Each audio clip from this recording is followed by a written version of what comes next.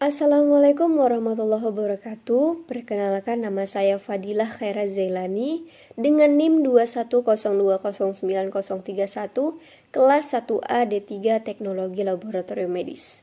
Nah, di sini saya akan menjelaskan tentang prosedur atau tata cara pengambilan darah melalui pembuluh vena, kapiler, dan arteri guna untuk memenuhi tugas flebotomi dengan dosen pengajar Ibu Tiara Raja Guguk SKM MKM.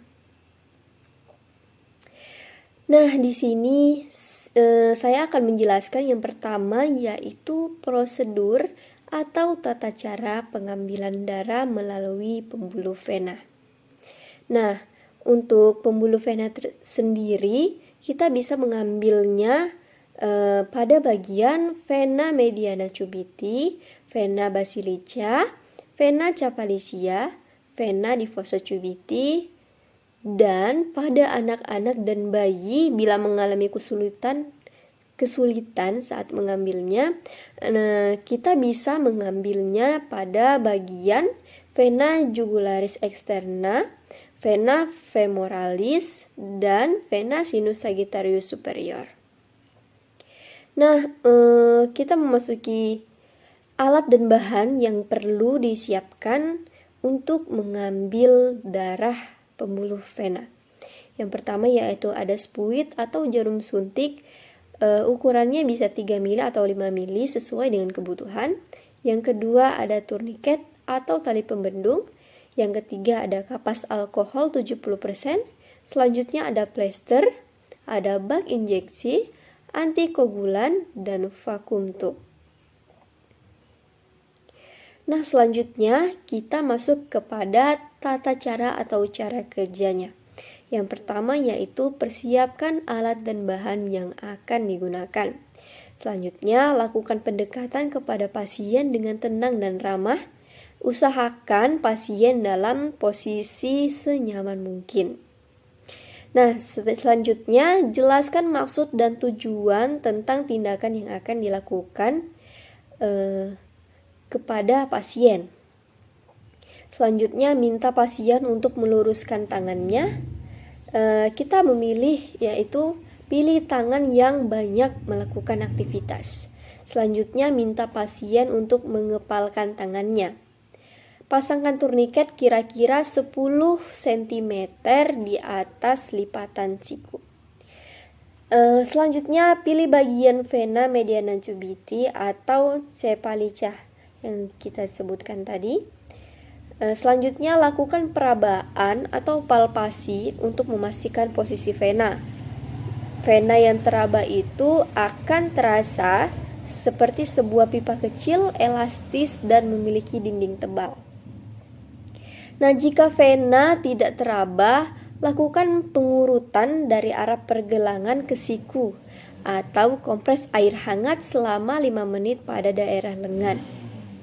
Selanjutnya, jika sudah teraba pembuluh vena, maka selanjutnya yang kita lakukan adalah bersihkan kulit pada bagian yang akan diambil dengan kapas alkohol 70%.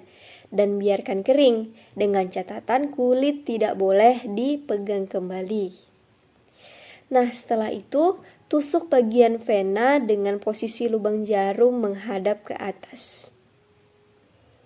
Nah, jika jarum telah masuk ke dalam vena, akan terlihat darah masuk ke dalam semprit atau flash.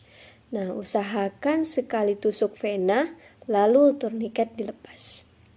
Setelah volume darah dianggap cukup, minta pasien membuka kepalan tangannya.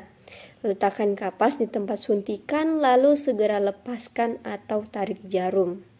Tekan kapas beberapa saat, lalu plester selama kurang lebih 15 menit. Nah, pada saat pengambilan darah tersebut, jangan lupa untuk mencatat tanggal dan waktu pelaksanaan tindakan, mencatat hasil pengkajian sebelum, selama, dan setelah tindakan prosedur yang kita lakukan, dan mencatat hasil observasi klien selama dan setelah tindakan. Nah, itulah tata cara atau prosedur dalam pengambilan darah melalui pembuluh vena.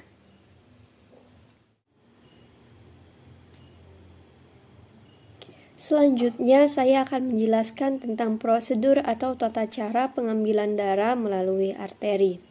Nah, pada pembuluh darah arteri ini, kita dapat mengambil darah pada bagian arteri radialis pada pergelangan tangan, arteri dorsalis pedis pada kaki, arteri brachialis pada siku bagian dalam, dan arteri femoralis pada lipatan paha.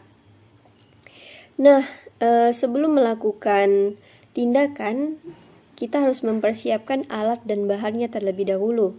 Nah, alat dan bahannya yaitu spuit ukuran 3 mili atau 5 mili sesuai dengan kebutuhan, kapas alkohol 70%, tabung vakutainer, dan antikoagulan. Nah, untuk cara kerjanya yaitu sebelum pengambilan darah dari arteri radialis harus dilakukan modified Allen test untuk menentukan apakah arteri ulnaris dapat memberikan sirkulasi kolateral ke tangan. Nah, selanjutnya siapkan spuit atau spuit khusus arterial blood gas atau ABG. Jumlah antikoagulan yang dipakai yaitu 0,05 ml. Nah, antikoagulannya itu yaitu liquid heparin. Selanjutnya, bersihkan daerah arteri yang akan ditusuk dengan kapas alkohol 70% dan biarkan kering. Selanjutnya, posisi tangan diperekstensi pada pergelangan. Bisa diganjal dengan kain atau bantal kecil. Nah, selanjutnya yaitu tusuk pada yang denyutnya paling menonjol dengan sudut 45 derajat sampai 60 derajat.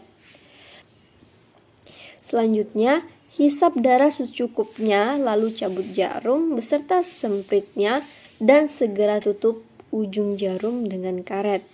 Bila untuk analisa gas darah, dan semprit dibolak-balik beberapa kali agar bercampur heparin. Selanjutnya, setelah jarum dicabut, tekan daerah itu dengan kapas alkohol 70% minimum 2 menit untuk mencegah pendarahan. Selanjutnya, sampel darah tersebut yang tadi kita ambil, letakkan di dalam wadah berisi es atau wadah pendingin lain dengan suhu 1 derajat sampai 5 derajat Celcius untuk meminimalkan konsumsi oksigen oleh leukosit atau segera kirim ke laboratorium dalam waktu kurang dari 15 menit. Nah, jangan lupa juga pada saat penanganan untuk mencatat tanggal dan waktu pelaksanaan tindakan, mencatat hasil pengkajian sebelum, selama, dan setelah melakukan prosedur, dan mencatat hasil observasi pasien selama dan setelah tindakan dilakukan. Nah, begitulah tata cara atau prosedur pengambilan darah melalui arteri. Nah, yang terakhir saya akan menjelaskan tentang prosedur atau tata cara pengambilan darah melalui pembuluh darah kapiler. Nah, untuk pembuluh darah kapiler dapat kita ambil pada ujung jari tangan, yaitu jari tengah dan jari manis atau anak daun telinga. Nah, pengambilan dilakukan di bagian tengah yang berdaging. Untuk anak kecil dan bayi dapat diambil melalui tumit atau heel stick pada sepertiga bagian telapak kaki atau pada ibu jari kaki. Nah, untuk melakukan prosedur tersebut, sebelumnya kita harus mempersiapkan alat dan bahan. Nah, alat dan bahannya yaitu blood lancet, autoclip, kapas alkohol 70%, dan kapas kering. Nah, cara kerjanya yaitu yang pertama, bersihkan lokasi pengambilan darah dengan kapas beralkohol 70%. Selanjutnya, tunggu sebentar hingga alkohol mengering. Lakukan tusukan di ujung jari dengan lancet steril. Usap tetesan darah pertama dengan kapas kering. Selanjutnya, lakukan tekanan perlahan kira-kira 1 cm di atas tusukan. Lepaskan kembali agar darah mengalir.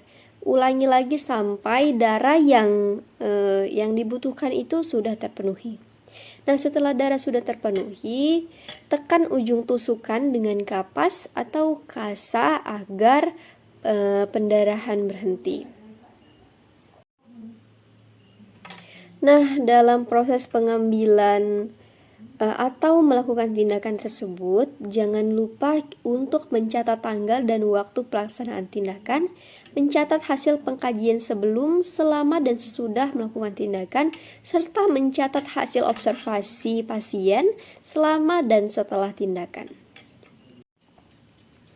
Nah, itulah tadi penjelasan tentang tata cara atau prosedur pengambilan darah melalui pembuluh vena, kapiler, dan arteri. Sekian yang dapat saya sampaikan. Terima kasih atas segala perhatian dan mohon maaf bila ada kata-kata yang salah. Billahi taufiq wal hidayah. Wassalamualaikum warahmatullahi wabarakatuh.